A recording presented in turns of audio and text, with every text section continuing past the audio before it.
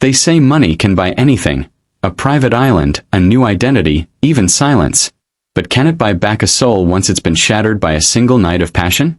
In the world of the ultra-wealthy, $1 billion is just a number on a screen. But for Glory, a girl who grew up with nothing but her dignity, that world was a shimmering mirage she never expected to touch. She was the virgin Maid, a quiet shadow in the halls of the most powerful man in the city. He was James, a titan of industry whose very name commanded respect and fear. Their worlds were never supposed to collide, yet in the heat of one rainy night, they did. It was supposed to be the beginning of a fairy tale. Instead, it became a nightmare that would lead to a public execution of character and a medical diagnosis that felt like a death sentence. Look at me, James. Glory's voice rips through the silent, gold-leafed ballroom. She isn't holding a tray of champagne anymore. She's holding a crumpled piece of paper, a lab report that has just turned her world to ash. The elite of the city freeze, their diamond necklaces catching the light as they turn to watch the scandal of the century. James stands at the center of the room, his tuxedo sharp, his face a mask of cold stone. "You took the only thing I had," she screams, her voice breaking. "You took my innocence, and you gave me a death sentence. You gave me HIV." The room gasps. The cameras of the paparazzi flash like lightning. James doesn't move. He doesn't deny it. He just looks at her with eyes that hold a secret so deep, it could swallow them both whole. But to understand how we got to that ballroom floor, we have to go back to the beginning. Back to the day Glory first walked through the gates of the Emerald Estate. She was desperate for work to support her struggling family. She was innocent, hard-working, and shared a cramped two-bedroom apartment with her best friend Peace. Peace was the one who encouraged her to take the job. Peace was the one who held her hand when she was tired. And Peace was the one who knew exactly what happened the moment Glory and James locked eyes for the first time. The attraction was instant. It was a dangerous magnetic pull between a man who had everything and a woman who had nothing to lose, except her heart. This is the story of a love that was sabotaged before it could even bloom. It's a journey from the heights of luxury to the depths of despair. You're about to see how a billionaire was framed for a crime he didn't commit, and how the person Glory trusted most in the world was the one holding the needle. But what you're about to discover will change how you think about success and loyalty forever. Because in this house of mirrors, the real villain isn't the man in the suit. It's the shadow standing right behind the victim. Before we begin this incredible journey, I want to welcome you to the channel. I want to be honest with you. This video took much time to research, good time to write, and quality time to produce. Every detail you're about to hear was carefully verified and crafted to bring you the most compelling version of James and Glory's story. If you appreciate that level of dedication, please hit the subscribe button. It truly means the world and helps me continue creating these in-depth stories for you. Before we reveal what Glory found in that hidden cupboard, I have to ask, have you ever wondered what separates those who build lasting wealth from those who lose everything? Is it luck, or is it the people they choose to trust? Drop your thoughts in the comments below. Now, let's go back to that first night at the mansion. The night the trap was set. Glory believed that hard work was the only way out of the slums, but she never realized that some doors are opened with a golden key, only to lead into a room full of shadows. To understand the tragedy that unfolded at the Emerald Estate, we have to look at the two people who lived on opposite ends of the human experience. On one side, there was James Sterling. At 34, James was the CEO of Sterling Global, a shipping and logistics empire valued at over $4.2 billion. He lived in a world of private jets, $5,000 Italian suits, and a mansion that had more bathrooms than Glory's entire neighborhood had houses. But James was a man built on silence. After a high-profile betrayal by his former business partner, he had closed himself off. The press called him the Ice King. He didn't date. He didn't party. He lived alone in his 12-bedroom fortress, surrounded by security and a loyal assistant named Philip.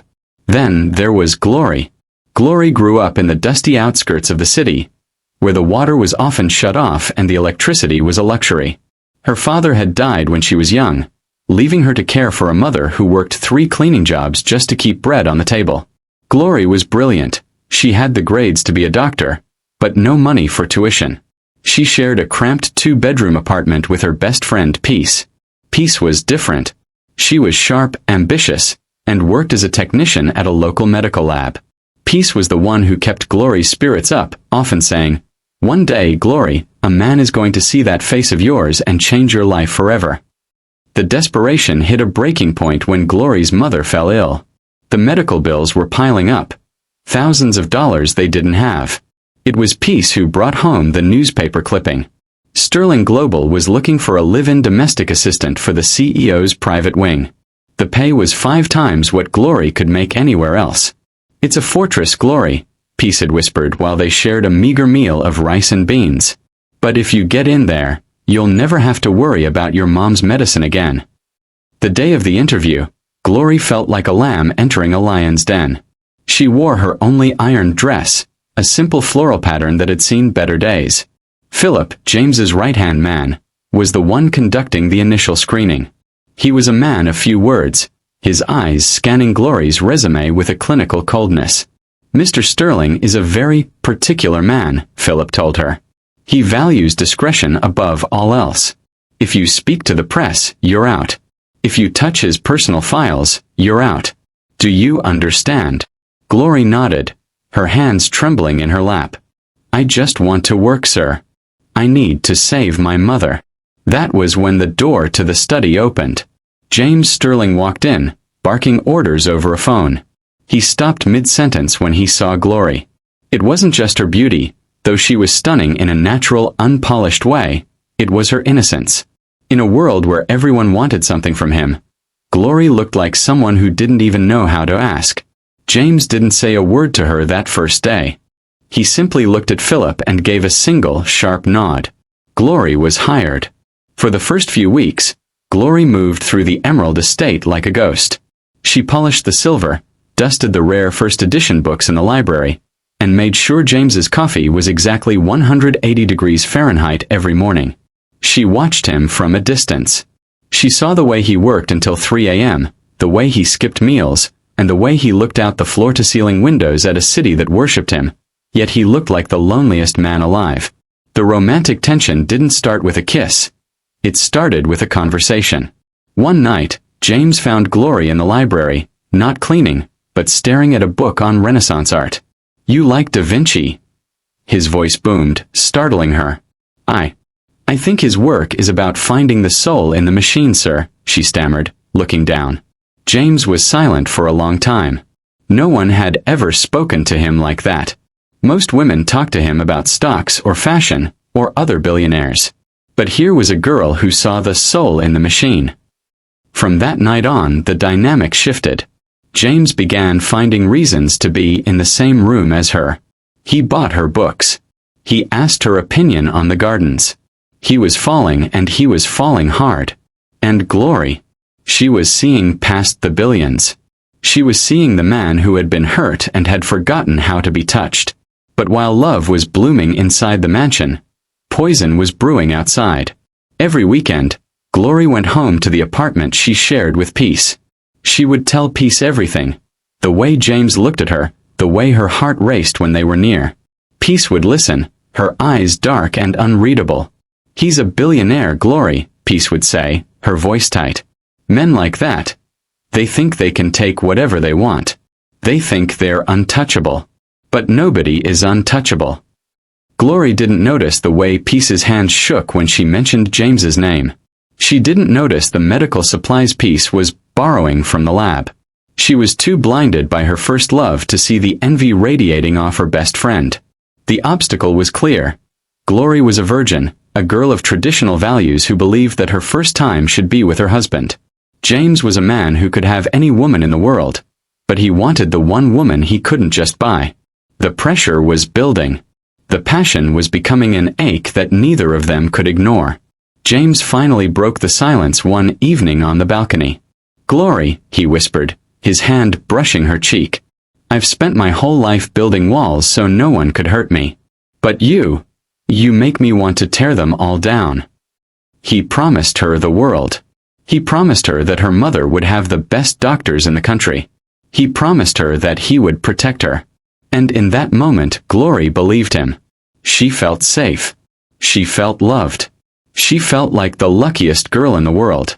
She had no idea that the very person she called sister was already planning to turn her dream into a waking nightmare. But before we get into the night that changed everything, the night that started as a dream and ended in a clinic, I have to ask you something. If you were born into Glory's circumstances, struggling to pay for your family's survival, do you think you would have made the same choices? Would you have trusted a man like James so quickly? Or would you have seen the red flags? Let me know what you think in the comments. Now, let's talk about that fateful night, and the vitamin injection piece gave Glory just hours before she headed to the mansion. The most dangerous lies aren't the ones told by your enemies, but the ones whispered by the person sitting across from you at the dinner table. It was the night Glory had been waiting for, and the night Peace had been preparing for. James had planned a private dinner on the rooftop of the Emerald Estate, a sea of white roses and soft jazz. But before Glory left the apartment, she felt a wave of dizziness. "You're just nervous, babe," Peace said, her voice smooth as silk as she pulled a preloaded syringe from her medical bag. "It's just the B12 and iron cocktail I've been giving you. It'll give you the energy to keep up with your billionaire tonight." Glory didn't blink. She trusted Peace with her life. The needle pricked her skin, a tiny sting that Glory barely felt. She had no idea that Peace had spent weeks at the lab, carefully preparing a cocktail that wasn't meant to heal, but to destroy. As Glory stepped into the black car James had sent for her, Peace watched from the window, a cold, twisted smile playing on her lips. "Have a night you'll never forget, Glory," she whispered. That night was everything Glory had dreamed of. In the privacy of James's penthouse suite, away from the prying eyes of the world, the billionaire was vulnerable. He told her about his father's belt and his mother's tears, the things that drove him to make his first billion. "I thought I wanted power," James whispered, his forehead resting against hers. "But I just wanted someone who wouldn't leave when the money ran out." When Glory finally gave him her innocence, it wasn't a transaction. It was a surrender. For James, it was a rebirth. For Glory, it was the moment she felt truly seen.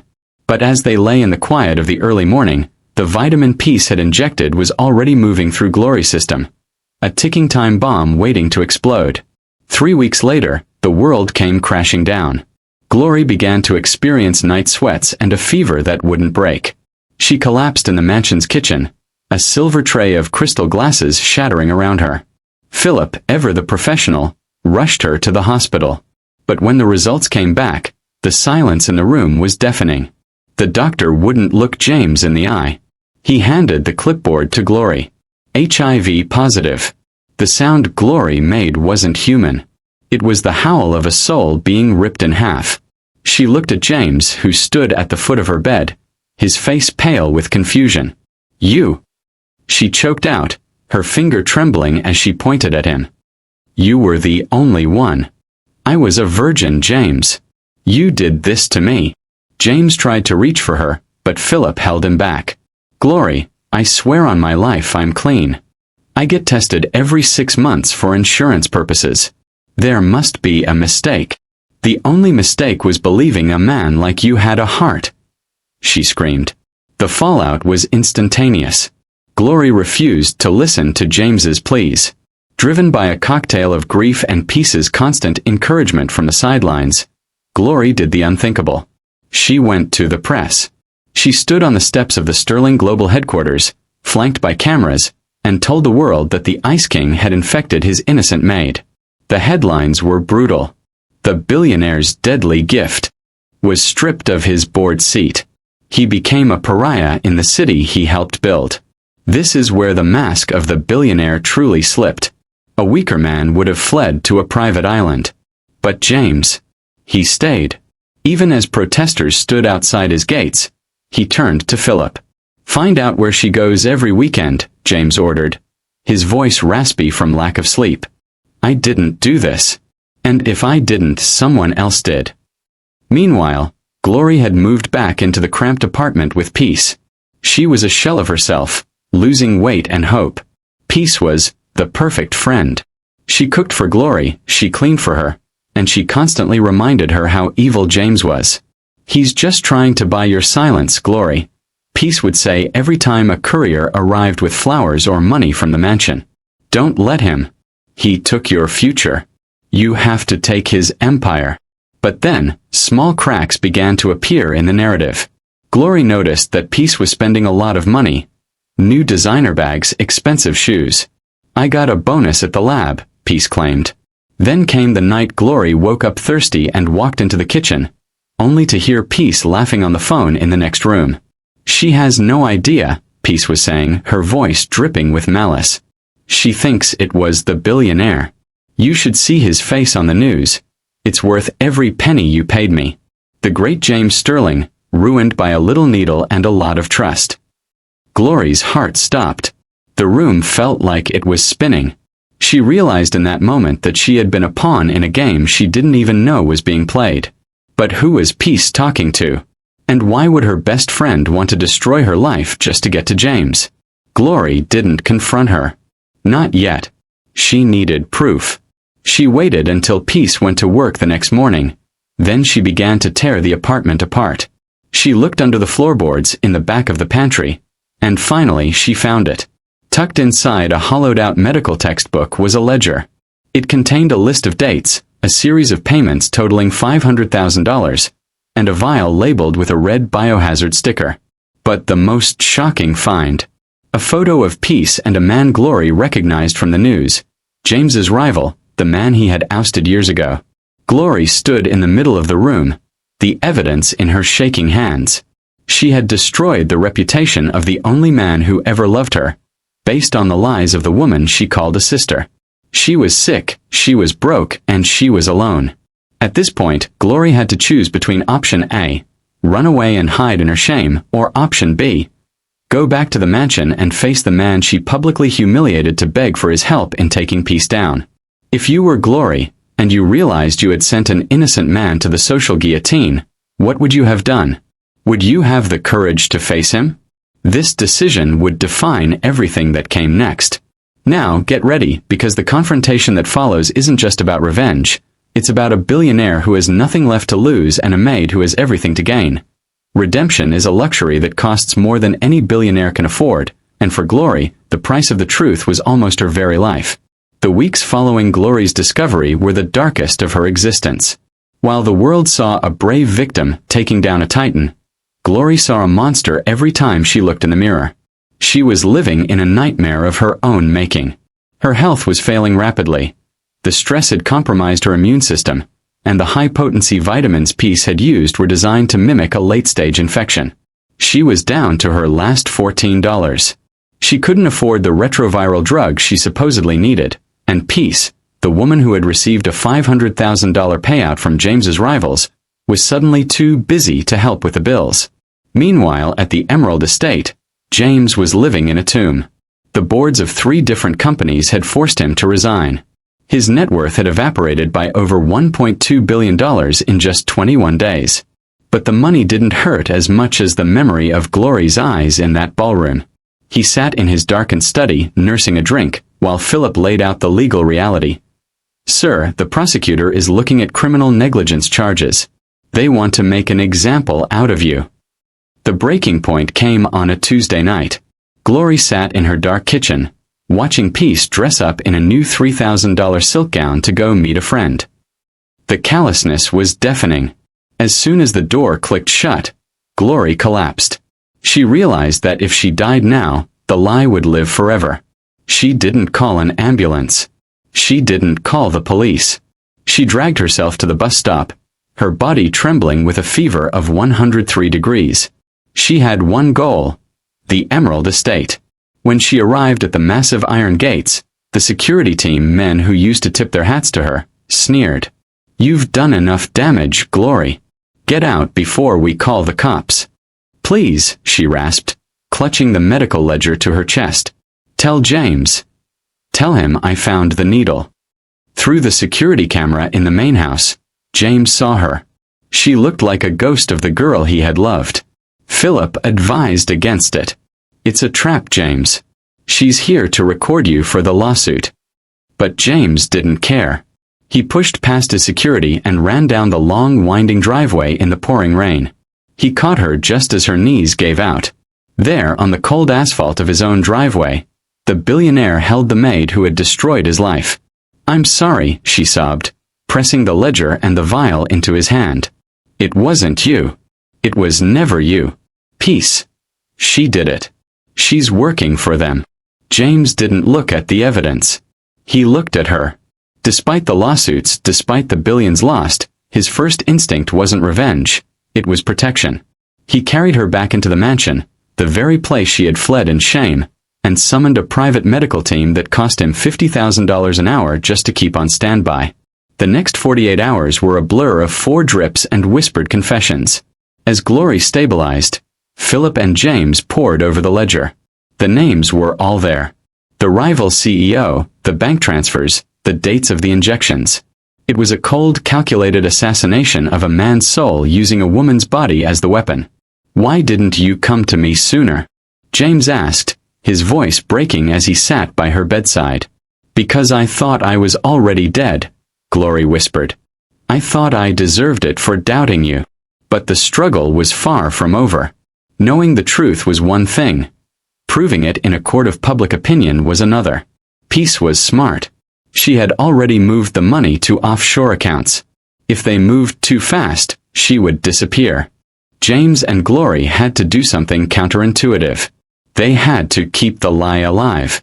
For the next 2 weeks, they lived in a secret alliance. To the world, James was still a disgraced hermit and Glory was still a victim hiding in a shelter. In reality, they were in the mansion's war room, working with Philip to trace every cent of that $500,000. Glory had to return to the apartment. She had to pretend she still believed Peace was her friend. Every night, she went back to that cramped room, her heart racing as she ate the food Peace cooked, wondering if it was poisoned. She wore a hidden wire provided by James's security team, hoping to catch the one confession that would end it all. This is the moment of truth. Do you think Glory should have risked her life to go back into that apartment to spy on Peace? Or was there another way forward?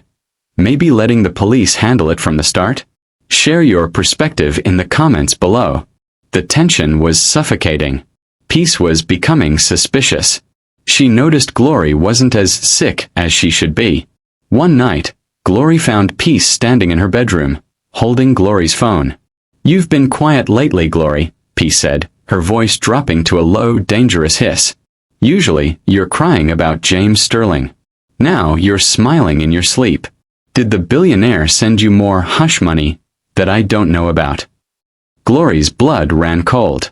She had to play the performance of her life. "I'm not smiling, Peace.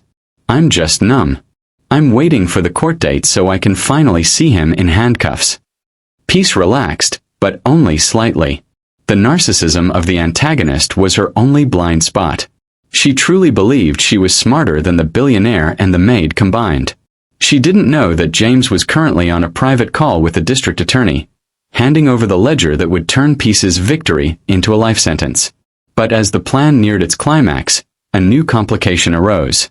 James's rivals caught wind that Glory had disappeared from her usual spots. They realized their witness was no longer under their control. The struggle wasn't just about the truth anymore. It was a race to the finish line. James was receiving death threats. Sterling Global was on the verge of a hostile takeover. If they didn't break the news in the next 24 hours, James would lose the company forever, and Peace would vanish with the evidence. Glory looked at the man she had once accused of the unthinkable. He was exhausted, his empire was crumbling, yet he was focused entirely on her recovery. "If we lose everything," she asked him, "was it worth it?" James took her hand.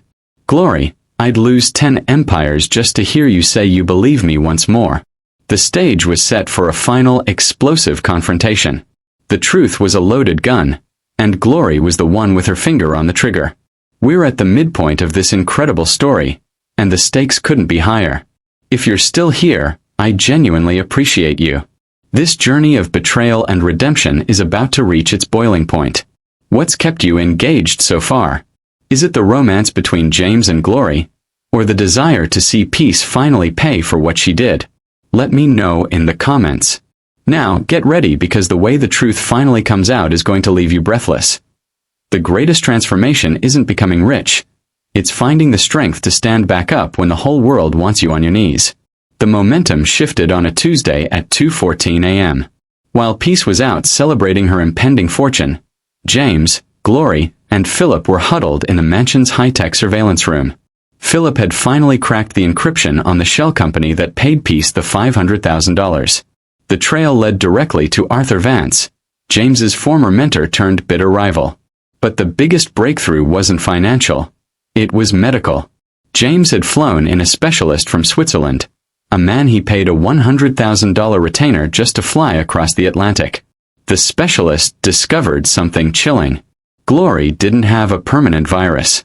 Peace, using her access to the medical lab, had been injecting Glory with a rare synthetic protein cocktail.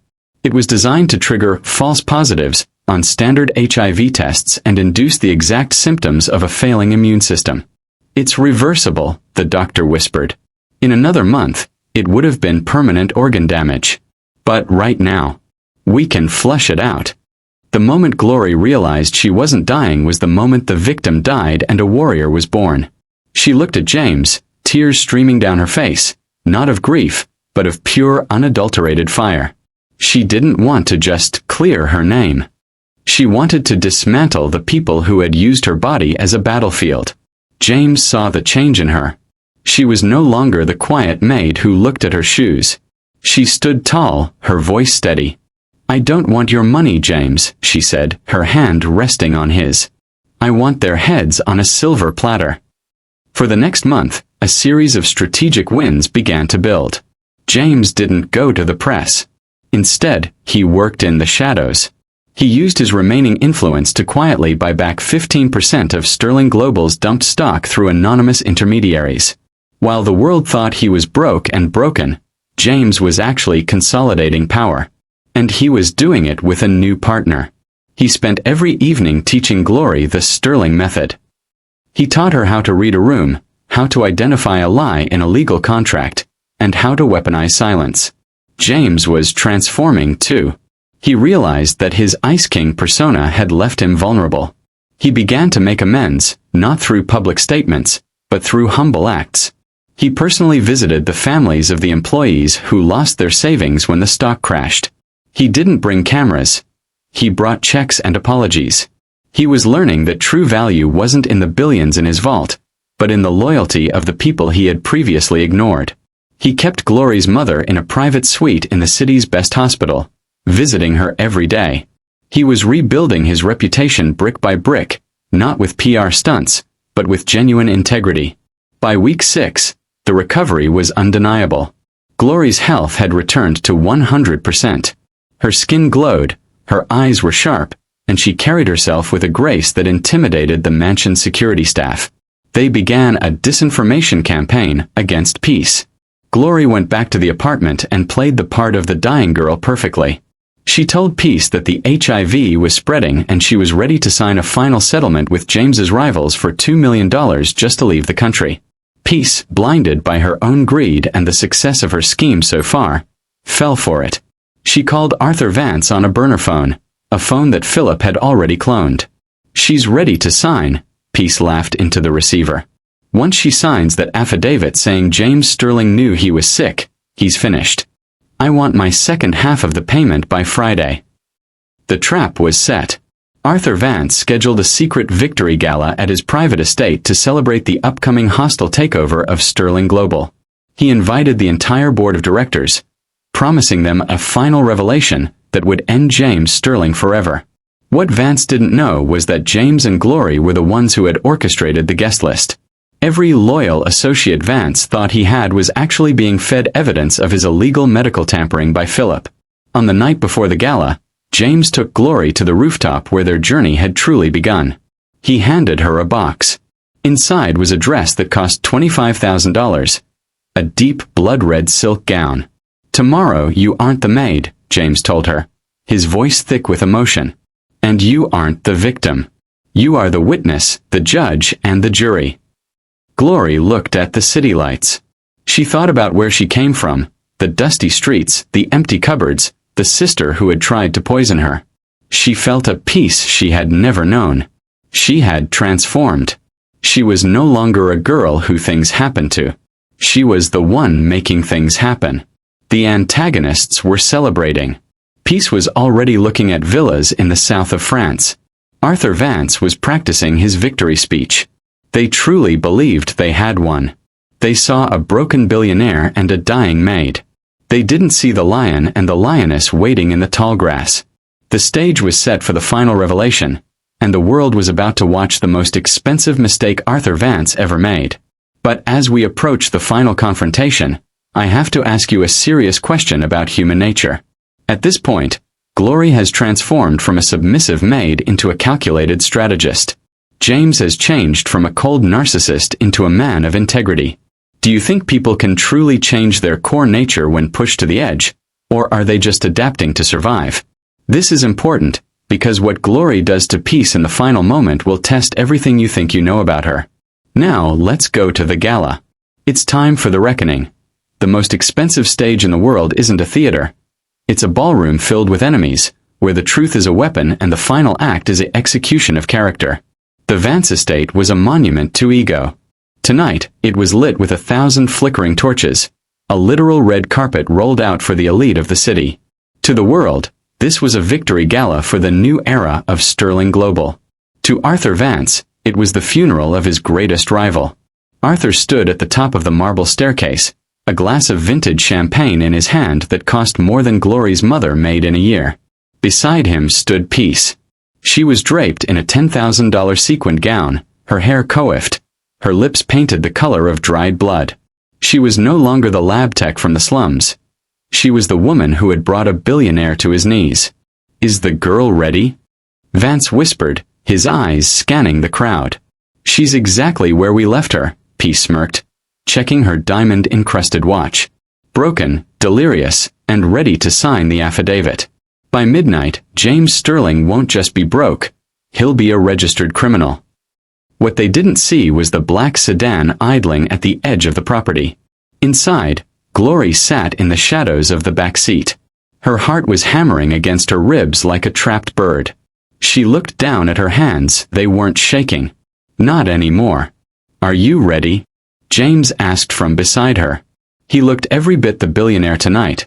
Sharp, dangerous, and radiating a quiet power that seemed to dim the streetlights outside.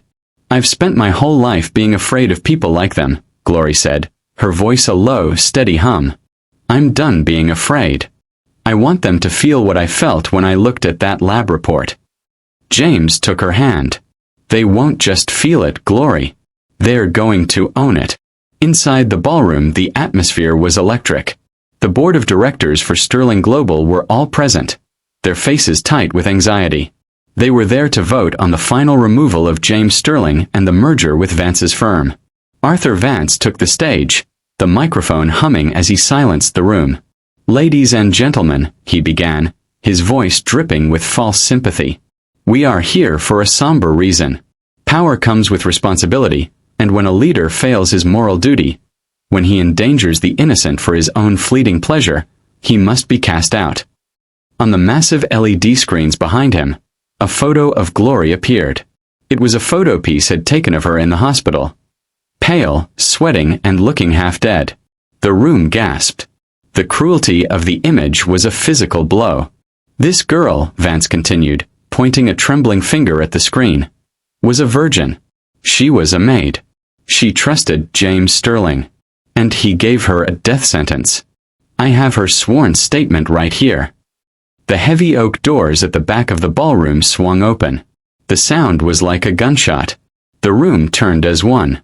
James Sterling walked in, but he wasn't alone.